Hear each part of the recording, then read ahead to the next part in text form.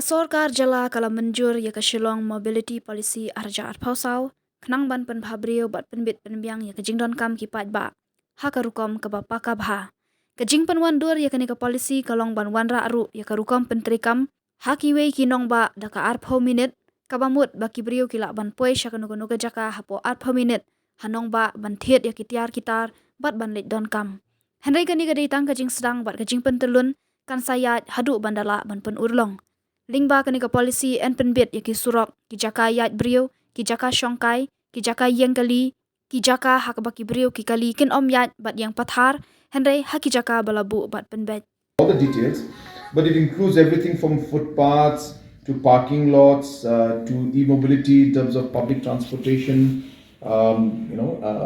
electric vehicles, electric buses. All these are in the scope. It's a very broad aspect, and we just have put the policy in place so that it gives us some kind of a vision and some kind of goals that we can come forward with. For example, we would like to go with a concept which we call 20-minute city. So this is a concept that is done in many parts of the country and the world, where a particular neighborhood should be about 20 minutes, where people should be able to move around their particular locality in the area and get majority of the services within 20 minutes. So this policy is basically a draft vision and a guideline as to what we would like to achieve. And to be able to achieve that, then there are many steps to be taken. So for example, to do that, then we have to maybe create some kind of low emission zones, low congestion zones, so on and so forth. So all those things will come out as we move forward.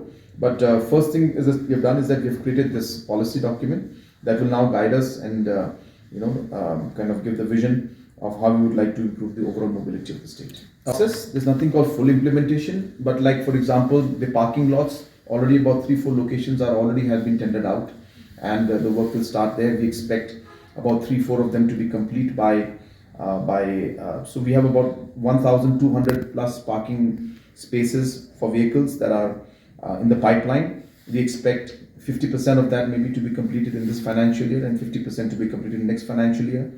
We are looking at anything between 10 to 15 kilometers of walking space, which earlier we had envisaged as having skywalks, but as I said, the skywalks are becoming an issue because of the construction and the congestion it will cause further during the construction time. And hence, we are looking at combining the walking spaces and wherever smaller skywalks can be done without disturbing the traffic. So planning for that and hopefully work for that should start very soon. We're looking at converting some of the government lands into parks and spaces to be created for movement and expansion of the roads.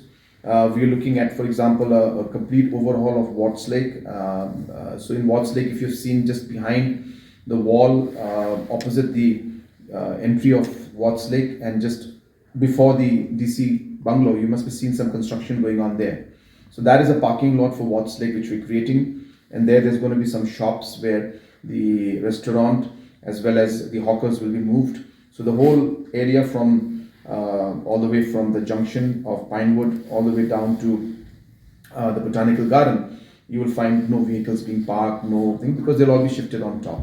So like this, there are many processes. So it's not like that it will be all done in a matter of a year or 2 years or 3 years. It's a process that will continue. But as I said, now that the policy is in place, it gives us a direction and a guideline and a vision on how we should move forward. And every vision will be then accommodated, will be worked out with a detailed working plan of how we will move forward. And some things are already happening and some more are in the pipeline. There was almost an hour and 15-minute presentation we saw on it. So there were a lot of things. I can't remember half of them, but as I said, we will share as and when the time is appropriate. So entirely going to come from this project. So like that, the Barik Point, we're planning to put up a Unity Park out there. And we want to put up, some kind of cultural aspect and other things. So this also, once the DPR is ready, we are expecting that we should be getting funds from this also for this. So in case we are not able to do this year, then we'll apply again next year for the Unity Park in Barik area. So as I said, it all depends from project to project basis.